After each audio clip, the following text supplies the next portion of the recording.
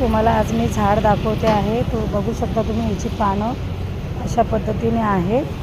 आणि मी आज सलूनमध्ये आलेली मुलाचे केस कापण्यासाठी.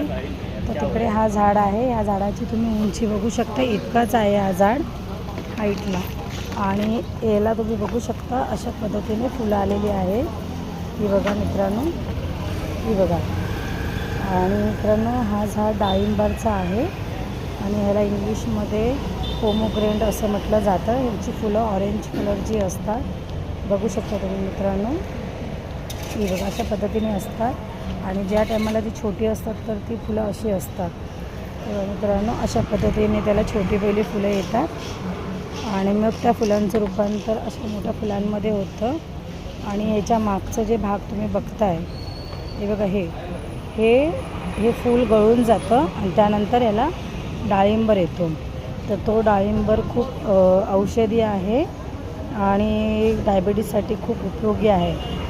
तर तुम्हाला आजचं कसं वाटलं तर बघू शकता तुम्ही मित्रांनो, झाडाला खूप सारी फुलं आलेली आहेत. हे बघा इकडे आहेत, हे बघा इकडे आहे, हे बघा बघू शकता इकडे आहे. आणि हे झाड हाईटला जास्त लांब मोठं नाही आहे बघा, एवढंसंच आहे. आणि तुम्हाला अजून एक दाखवते, अजून एक फ्लावरिंग.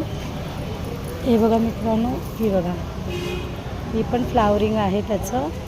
तर आज कसं वाटलं तुम्हाला व्हिडिओ, नक्की कमेंट्स करून